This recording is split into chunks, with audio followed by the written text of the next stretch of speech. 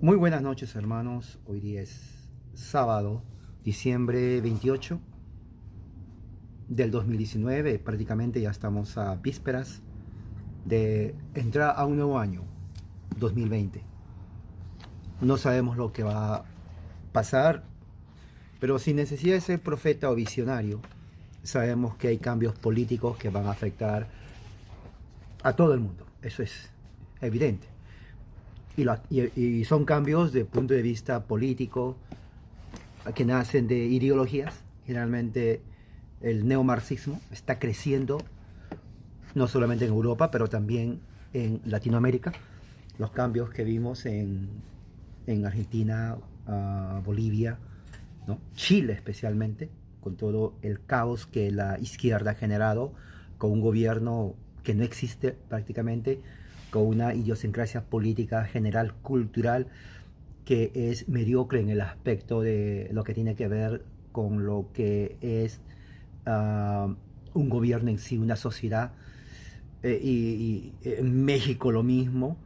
Y bueno, sería redundante mencionar Venezuela y Cuba, donde están ya hundidos prácticamente en el comunismo, con graves consecuencias sociales, políticas, económicas. Uh, y bueno, esto es algo que se está generalizando. Vamos a ver, somos testigos prácticamente de todo lo que está pasando en este aspecto geopolítico. La internet juega un papel importantísimo en todo esto porque nos mantiene en contacto, en informe. Cualquier cosa que sucede en un país, uno lo sabe en ese momento. Ya no estamos como 20 años antes atrasados en cuanto a lo que sucede. Ya sabemos lo que está pasando en el momento instante, y no solamente lo sabemos, sino que lo podemos ver. Lo podemos ver. Quisiera hablar hoy acerca de un tema referente al modelo teocrático de los puritanos, basado en este libro. En inglés se llama Una historia política de la Biblia en América. Esto está escrito por el doctor Paul Henson. Dr. Paul Henson es un doctor en teología y divinidades en la Escuela de Divinidades de la Universidad de Harvard. Él ha enseñado el Antiguo Testamento desde hace más de 40 años, y sus libros incluyen mucho que tiene que ver con temas históricos desde el punto de vista bíblico y desde el punto de vista evangélico cristiano en los Estados Unidos de América. Es un libro extenso, es un libro que prácticamente tiene 700 páginas, de mucha historia para aquel que quiere conocer el desarrollo religioso del evangelicalismo, de la religión cristiana en los Estados Unidos, desde la llegada de los peregrinos y puritanos hasta el momento presente de la era moderna. Tiene mucha información, muy bueno, una de las mejores obras que a mí me ha ayudado para entender todo el aspecto sociológico, el aspecto, diríamos, ideológico, todo el cambio teológico, cultural de la religión cristiana protestante, calvinista, puritana, evangélica, pentecostal, independiente en los Estados Unidos de América, y cómo eso ha influenciado también a México, Centro y Sudamérica, que son países latinoamericanos, porque se sabe que el evangelicalismo es de origen norteamericano. Entonces, es un libro buenísimo, muy bueno. Hay un capítulo, diríamos, ¿qué le puedo decir? Déjenme ver, para que tengan una idea. Son 30 capítulos. 30 capítulos. El primer capítulo está dividido en dos partes. La primera parte es una retrospectiva histórica sobre la relación entre la Biblia, la política en los Estados Unidos. La segunda parte es políticas en la Biblia. Okay. Es un estudio muy bueno, inclusive para todo estudiante serio de las escrituras desde el punto de vista hermenéutico. La primera parte, la parte histórica retrospectiva de la relación entre la Biblia y la política en los Estados Unidos, empieza con la llegada de los puritanos, y todo un desarrollo de análisis histórico hasta el siglo XXI que estamos.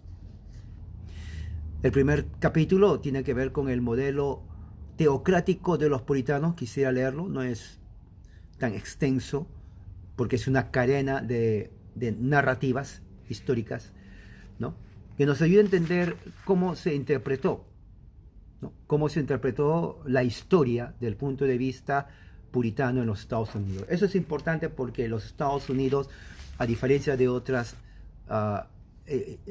nacimientos de otras naciones, de los países, hasta cierto punto es único. Si usted estudia la historia de los Estados Unidos, es algo increíble. Uno aprende mucho en cuanto a historia, en cuanto a política y en cuanto a la religión protestante, como la influencia y cómo la interrelación de política y religión ha creado lo que se conoce hoy esta nación norteamericana. No, en esta parte, déjeme ver.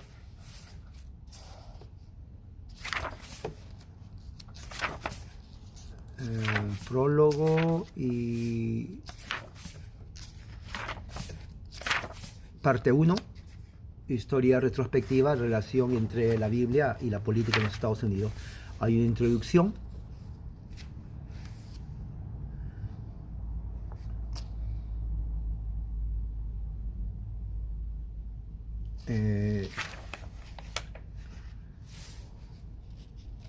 Y luego de ahí viene el capítulo 1, el modelo teocrático de los puritanos, que está aquí, está en inglés.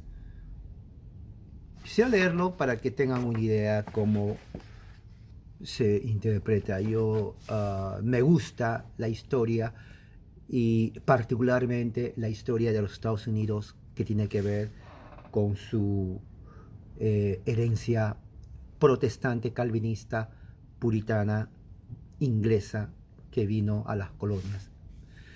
Eso nos ayuda a entender mucho de la cultura inclusive norteamericana. No, es imposible prácticamente entender los Estados Unidos sin estudiar la influencia de los puritanos, calvinistas ingleses en la creación de los Estados Unidos. Es muy importante eso. Esto no se enseña en las universidades prácticamente, y si lo enseñan de una manera tan, diríamos, superficial, menos en las escuelas. Y por eso yo creo, y siempre he dicho, creo que la razón, o diríamos una forma de mejorar la cultura norteamericana en este siglo XXI que está lleno de humanismo, posmodernismo, neomarxismo, es volver a enseñar la historia de Estados Unidos, no desde el punto de vista marxista de las escuelas públicas, sino yendo a los documentos originales históricos, que está lleno de gran riqueza e información bíblica, puritana, calvinista, reformada de Europa. Porque esa es la base de los Estados Unidos. Los puritanos, ¿quiénes fueron? Fueron ingleses. Fueron los hijos herederos de los reformadores del siglo XVI. La teología de Calvino empapaba toda su mente. Traían la teología original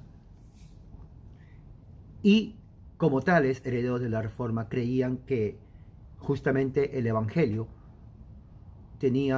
y la ley de Dios tiene que ser la base de la ley civil para que el magistrado pueda entonces aplicar la ley civil basada en las Escrituras a la sociedad.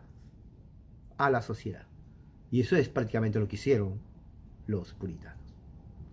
Voy a leer, va a ser una lectura de traducción, porque está en inglés, pero lo voy a leer a ustedes, para ver lo que dicen. Es unos 1, 2, 3 páginas, casi 4 páginas, pero espero que se ayude. Dice capítulo 1, el modelo puritano, el modelo teocrático de los puritanos. El pensamiento único político de los puritanos no puede ser entendido, ¿no?, sin ser conscientes de su contexto histórico cultural en el cual se desarrolló. Durante las persecuciones de los protestantes en Inglaterra, que ocurrió bajo el reinado de la reina católica Mary, 1553 a 1558, muchos refugiados buscaron asilo en el continente europeo. debido al tumulto de las guerras religiosas, ¿no?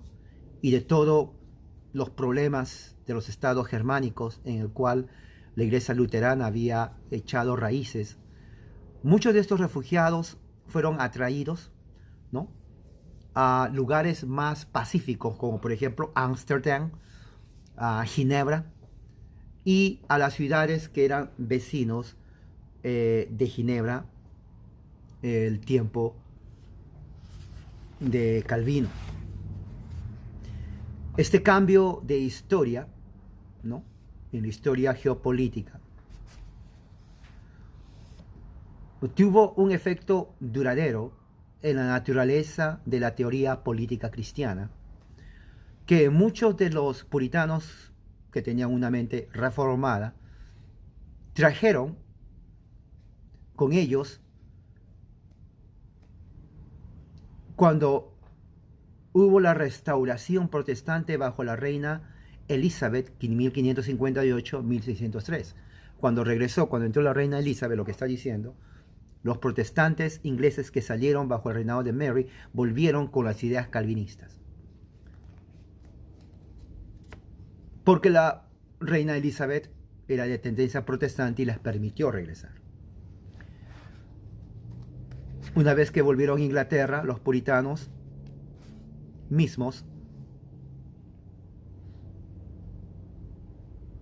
comenzaron a prepararse pensando con una idea de que ellos eran la nueva Israel, ¿no?, y tenían siempre en mente el retorno inminente de Cristo. Los teólogos puritanos estudiaron profundamente las Escrituras para dirección, ¿no?, siendo guiados por una hermenéutica que buscaba señales no solamente universales del cuerpo de Cristo, pero que trascendían todos los límites políticos, en un estilo que Lutero y Calvino empezaron. Y ellos lo aplicaron a la nación inglesa, ¿no?, de una forma redentiva. Ellos aplicaron la teología de Calvino, especialmente de Calvino más que de Lutero, a la nación de Inglaterra, de donde eran los puritanos, de una forma redentiva.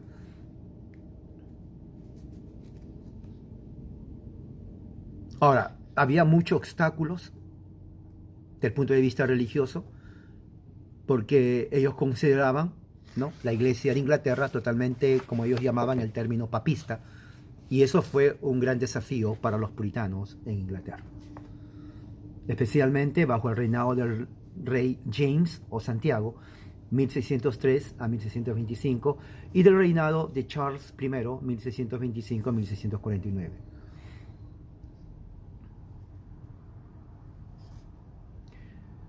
Los puritanos se vieron a sí mismos como agentes de Dios, llevando a cabo, ¿no?, un trabajo, una guerra santa, que inauguraría una nueva era de justicia y paz. De ahí viene justamente la escatología puritana del postmilianismo, porque en medio de todo eso el puritanismo mantenía una escatología positiva, una escatología de victoria, ¿no?, una escatología en donde, a pesar de todo eso, el reino de Dios está avanzando, ¿no?, a una era de paz, a una era de justicia, ¿no? La forma política que guió a los activistas de los puritanos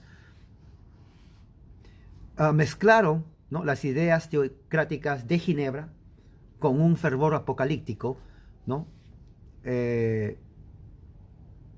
entusiasmado por la expectación del retorno inminente de Jesucristo, ¿no? Ellos proclamaron a las naciones que las naciones estaban siendo llamadas para someterse al gobierno de Dios revelado en los mandatos de la Biblia, y para incorporizar la pureza de vida que prepararía la tierra para el retorno triunfal de Cristo.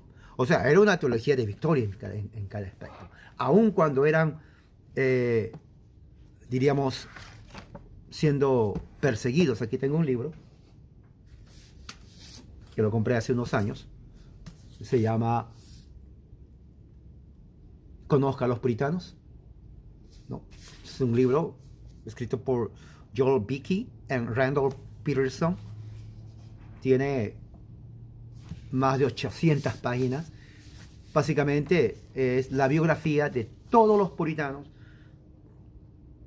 que influenciaron justamente lo que está hablando el doctor Paul Hansen. Todavía lo leo, a pesar que he leído parte de eso, todavía sigo leyéndolo. Y como les dije, es parte que une la historia de los Estados Unidos con Gran Bretaña y que tiene inclusive ramificaciones en todo lo que tiene que ver el evangelicalismo, especialmente durante el tiempo de Jonathan Edwards. Muy bien,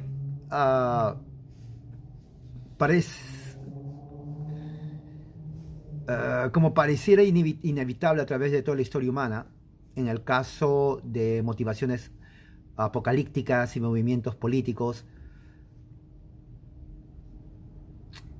el programa de la reforma que los puritanos trajeron de Ginebra a Inglaterra no tuvo mucho éxito. Eso es verdad. Los líderes de ambos, de la Iglesia y del Estado, temieron que Inglaterra se convertiría prácticamente en una clase de guerra religiosa, ¿no? Así como la que pasó por todo el continente europeo. Y los líderes de la Iglesia de Inglaterra repudiaron las posiciones de los puritanos como extremistas. Durante el reinado de Santiago I o James I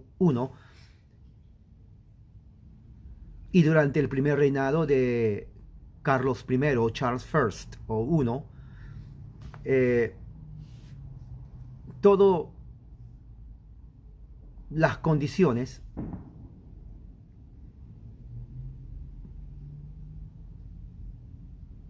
hicieron de que el poder de la monarquía, de la iglesia y del parlamento se unieran de tal forma que dejó a los puritanos, teólogos, sin una base por el cual crear la nueva Israel que querían crear en Inglaterra. Ellos querían crear en Inglaterra una nueva Israel basado en su teología, pero no pudieron hacerlo. Al menos no en Inglaterra. A medida que el tiempo pasaba, los puritanos comenzaron a ser alienados, quiere decir, comenzaron a ser parte de un grupo, diríamos, fuera de la religión común y corriente o aceptable, ¿no? Y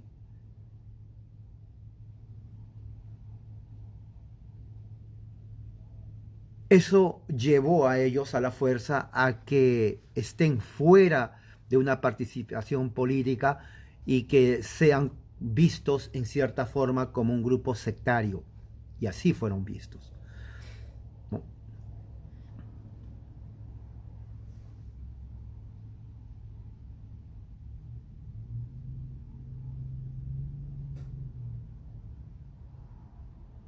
Ahora, eso llevó a que este cambio político que ocasionó en los puritanos hizo que ellos cambiaran en cierto sentido su plan.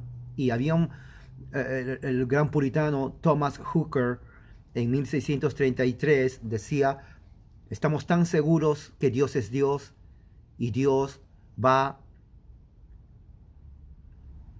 a hacer su voluntad fuera de Inglaterra. Fíjese, ya estaban pensando ellos que si Inglaterra, su ciudad natal, su país natal, les rechaza por sus ideas, entonces van a tener que hacerlo en algún lugar. El puritano Thomas Hooker, en su sermón El peligro de abandono, mientras se embarcó de Inglaterra hacia Holanda, siguiendo a muchos de los puritanos que huyeron de Inglaterra a Holanda,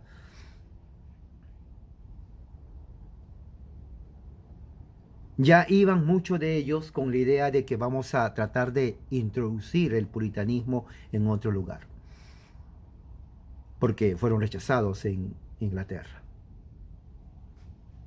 ¿no? Sus sermones de Thomas Hooker estaban llenos de temas apocalípticos, ¿no? También otro gran puritano, John Cotton. John Cotton también era un puritano, un líder del puritanismo, que también tenía sermones apocalípticos del punto de vista del retorno triunfal de Cristo, ¿no?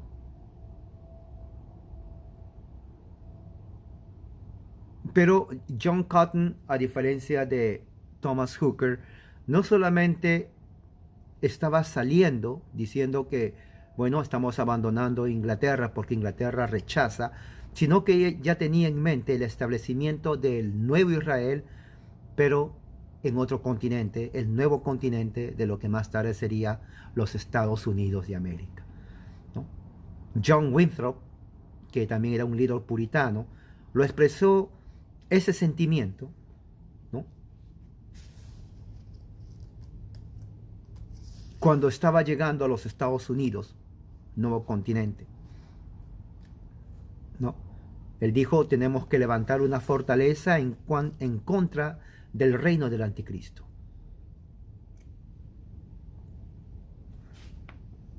Y proveer un Estado como el medio para salvarnos de la calamidad urgente. O sea, ellos tenían en mente que al venir a lo que se convirtieron los Estados Unidos de América, era un lugar, diríamos, como un arca de Noé, de salvación para lo que estaba viniendo en Europa, en Inglaterra, por el rechazo al puritanismo.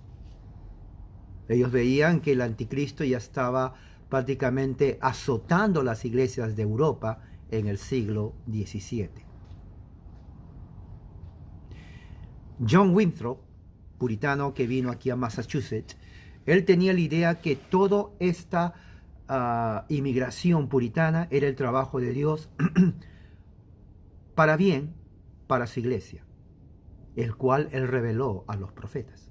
O sea, desde un principio, como escribí, los puritanos sabían que el nacimiento de los Estados Unidos de América no era un asunto político, sino había un concepto escatológico, bíblico, pactual. Los Estados Unidos en realidad nace de un pacto puritano entre Dios y los pueblos y los puritanos que creían así.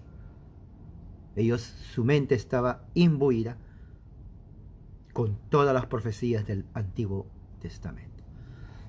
En 1630 ellos entran al buque Arbela, donde él escribe, Winthrop, su gran carta, ¿no?, un modelo de caridad cristiana, en donde él escribe los principios sobre el cual la nueva sociedad cristiana en los Estados Unidos tiene que ser edificada.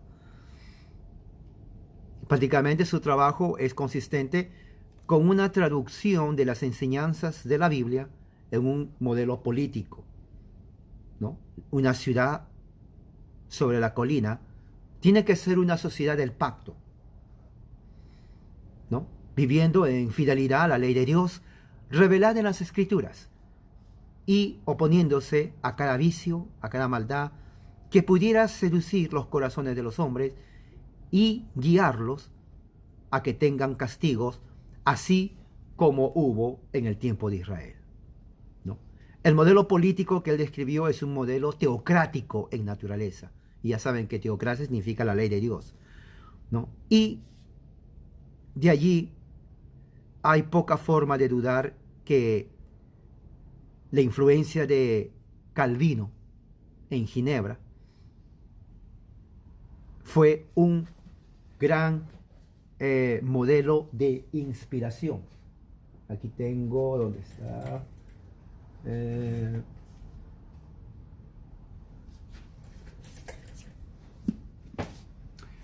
Las instituciones de la religión cristiana por Juan Calvino, este es el tomo 1, tengo el tomo 2 ahí.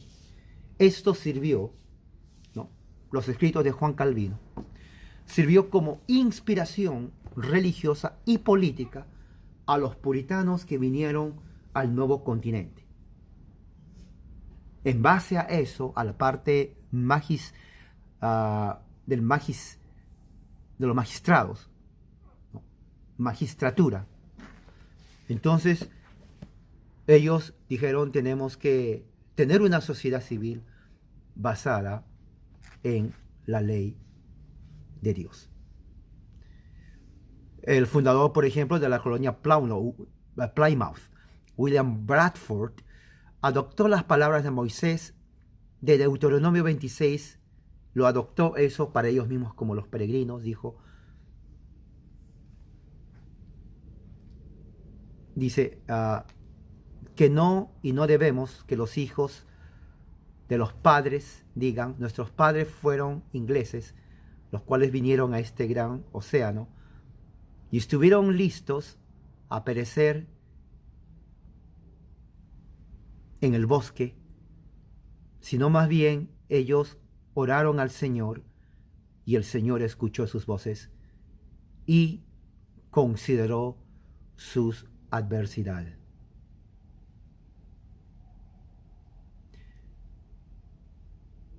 En otras palabras, lo que estaba diciendo aquí es que ellos miraban el futuro de la posteridad en los Estados Unidos.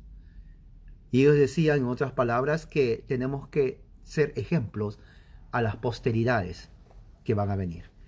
Ellos ni sabían, estaban hablando del siglo XVII, 1630. No tenían idea de lo que se convertiría los Estados Unidos siglos después en la potencia mundial de las naciones. Ni idea tenían ellos. Pero lo que sí hicieron algo bien es que hicieron un pacto con Dios. Para ellos y para las generaciones que iban a venir.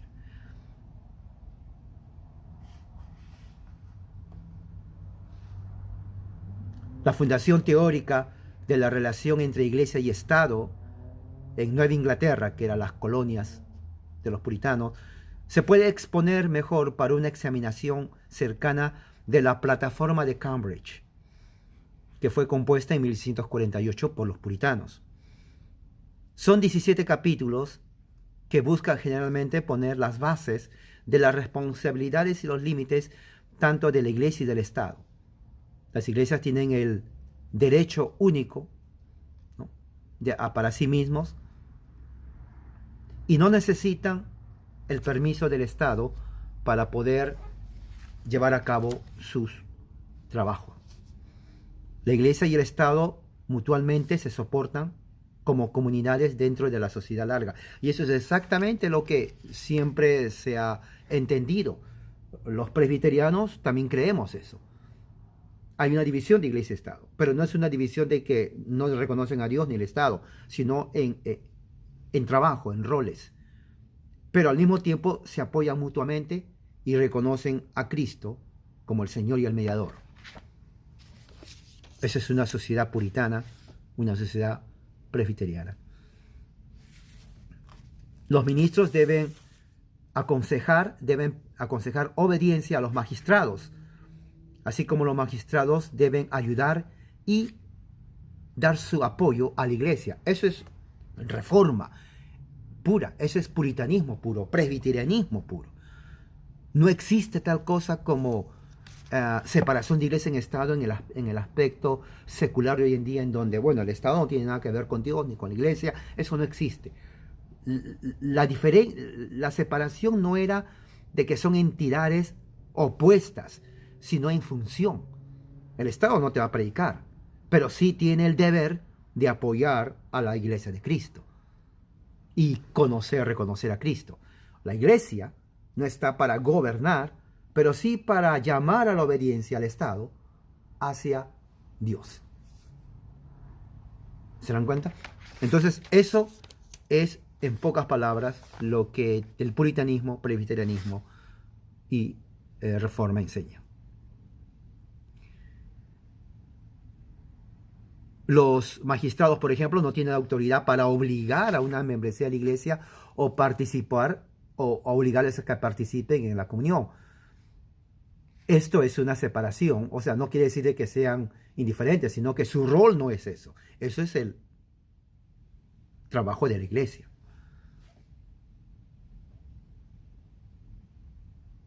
Los magistrados tenían la autoridad específica de castigar la idolatría, la blasfemia, la herejía y también eliminar la corrupción, opiniones perniciosas que destruirían la fundación y la felicidad de la palabra predicada, la profanación del día del Señor, disturbios y la administración pacífica y ejercicio de la adoración y las enseñanzas santas de Dios. Esto es prácticamente puritanismo, presbiterianismo.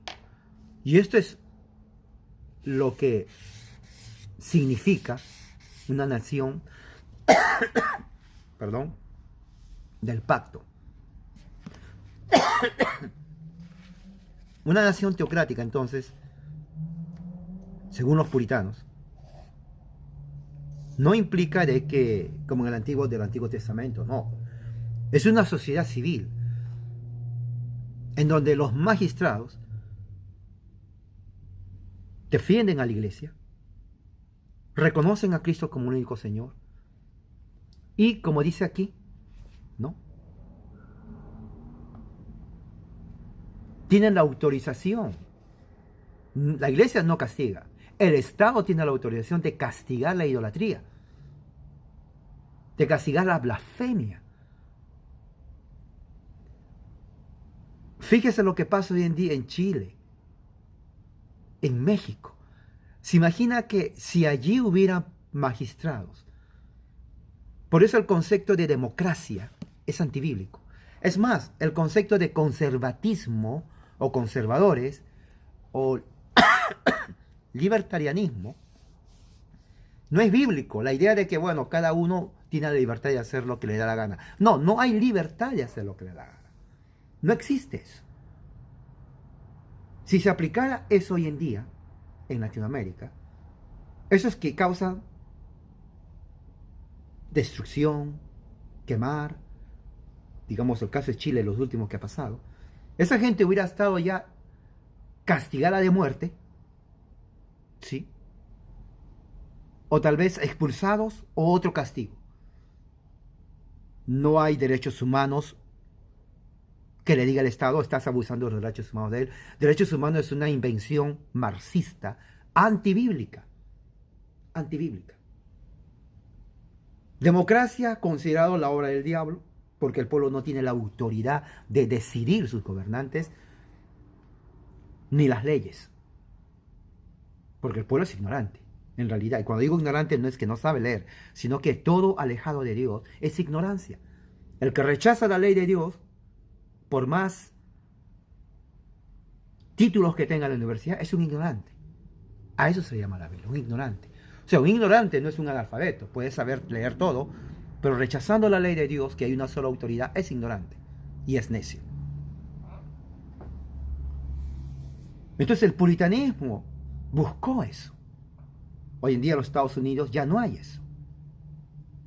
Y justamente porque no hay eso, los problemas políticos y sociales aumentó. Hoy en día, según la democracia, libertarianismo, ¿no? Por eso, conservador, libertarianismo no significa nada si no reconoce en primer lugar que hay un Dios y su ley se tiene que respetar. Sí. Por eso no me impresiona cuando alguien diga, oh, yo soy conservador y soy libertario o lo que sea. No, no me impresiona, porque la primera pregunta es, ¿crees en Dios y en su ley? Nada más. ¿Crees en Dios y en su ley como la base de un gobierno civil? Porque si no hay eso, no existe el resto. No puede haber orden. No puede haber libertad. Y libertad no es hacer lo que a uno le da la gana. Libertad es temer a Dios. Eso es exactamente lo que los puritanos enseñaban. Claro, hoy en día, en pleno siglo XXI, van a encontrar a charlatanes que no les van a enseñar eso a ustedes, pero es parte de la historia. ¿No? ¿Se imaginan? Los magistrados tenían la autoridad de castigar la idolatría y toda opinión perniciosa. O sea que hoy en día, si alguien, por ejemplo, Latinoamérica, ese baile que dice el violador eres tú, el de las... En una sociedad puritana, a esas mujeres, de acuerdo a su cargo o delito, las encarcelan, las castigan o les dan pena capital. ¿Sí? Nadie tiene el derecho de dar opinión perniciosa, porque eso es una opinión perniciosa.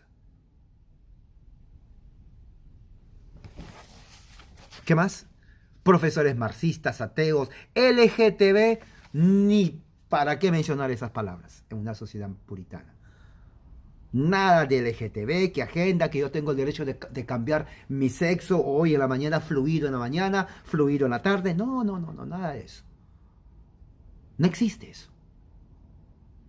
No existe en una sociedad puritana. Eso es lo que se considera, ¿no? Que son ofensas a la palabra de Dios. Destruye, dice que son elementos que destruyen el fundamento de la sociedad. Y es lógico. El aborto, la agenda LGBT, marxismo, socialismo, comunismo, son elementos que destruyen el fundamento de una sociedad.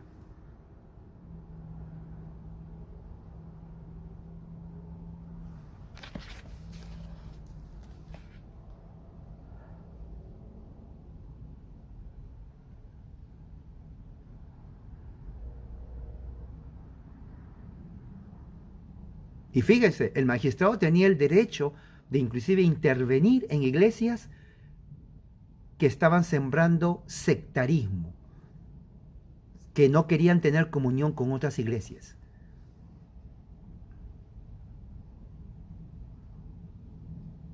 Esa estructura fue compuesta en una atmósfera en donde solamente los miembros de la iglesia en buena condición eran elegibles para tal trabajo.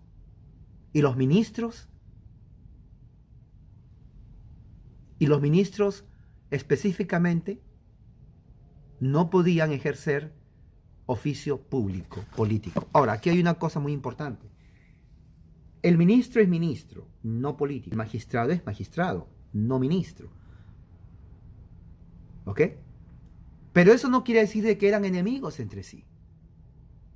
Simplemente es la división de sus funciones.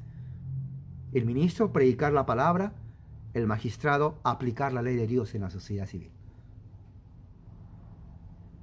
Cada uno en su función. El político magistrado no podía dar la comunión, pero tampoco el ministro podía decir, bueno, ahora voy a dar una legislación. Cada uno honrando a Dios, pero en sus funciones separadas.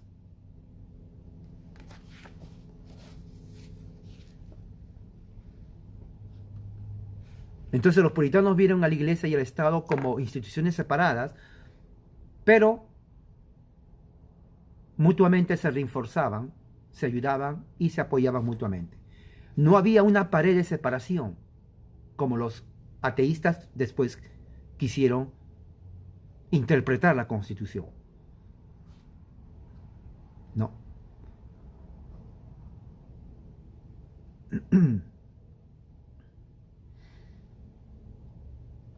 Al contrario, puritanismo enseñó la familia, el Estado y la Iglesia como las tres columnas para una buena sociedad. Los padres, miren, públicamente testificaban de su conversión y manifestaban una conducta santa. Los hijos fueran criados en obediencia a la ley bíblica y eran aceptados en las comunidades a través de su propia experiencia de nacimiento espiritual. Los magistrados gobernaban de acuerdo a los principios calvinistas y amonestaban y ayudaban al cuerpo de predicadores o ministros, ¿no?, de la nación.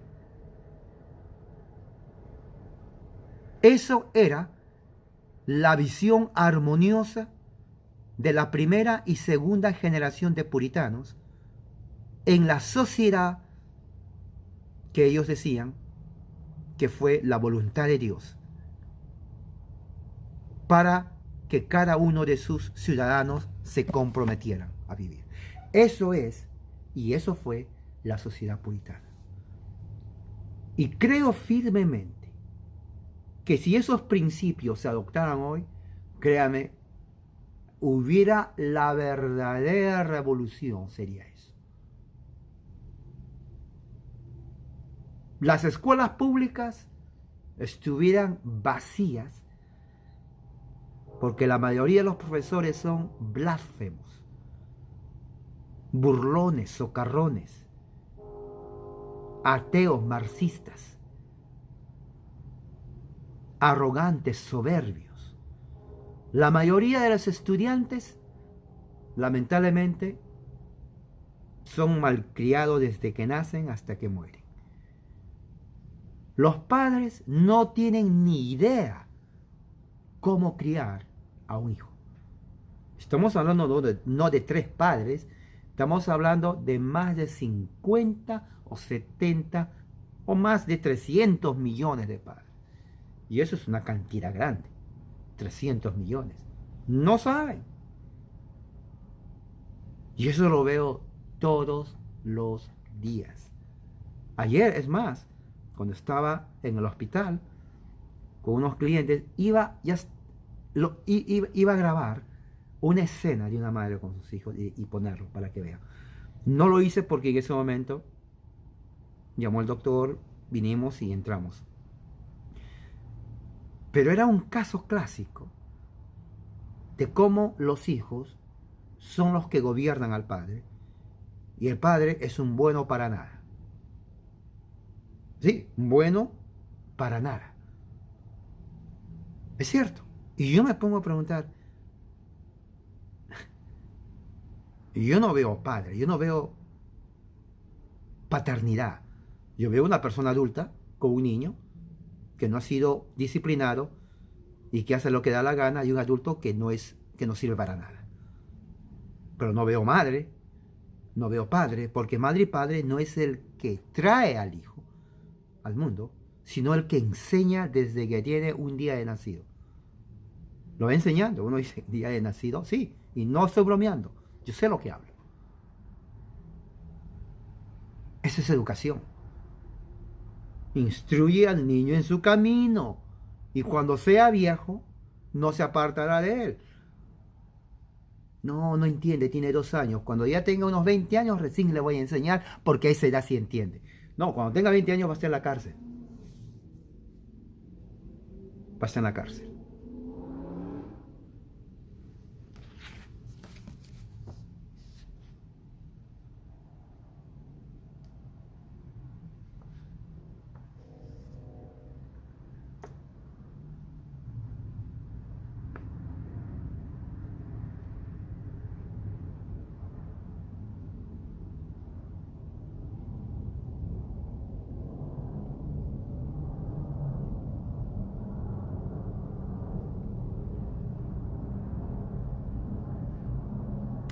Claro, aquí está diciendo de que la sociedad puritana era teocrática, pero no en el sentido tal vez como Israel, pero era teocrática, pero al mismo tiempo entendían los puritanos que había un aspecto secular. Secular no en el sentido que no estaba Dios, sino terrenal, diríamos así. El trabajo es de Dios, hay que trabajar como que Dios está mirando, pero hay que trabajar bien. Porque aunque digamos que el trabajo es de Dios, Dios no nos va a pagar del cielo. Nosotros con nuestro esfuerzo vamos a trabajar y crear riqueza. En ese sentido. Y tenemos que también cultivar ese pensamiento en el resto de la comunidad. Nuestras leyes son leyes que sabemos que es de Dios, pero pero Dios no va a bajar del cielo y va a decir esto es. Tenemos que saber cómo aplicarlo a la sociedad. A medida que iba creciendo, entonces comenzó a haber cambios, porque cuanto más crece una sociedad, una comunidad, necesariamente tiene que haber cambios. Vienen nuevas generaciones y va a haber mucho más cambios. Entonces, eso es lo que, diríamos, nos da una idea del primer capítulo de todo esto.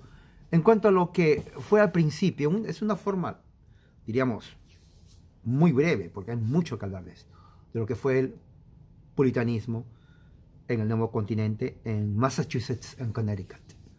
Entonces, espero que esto haya ayudado a ustedes a tener una idea de la influencia política religiosa en lo que se convertirá después los Estados Unidos de América. Bueno, que Dios les acompañe, que la gracia de Dios sea con todos ustedes. Amén.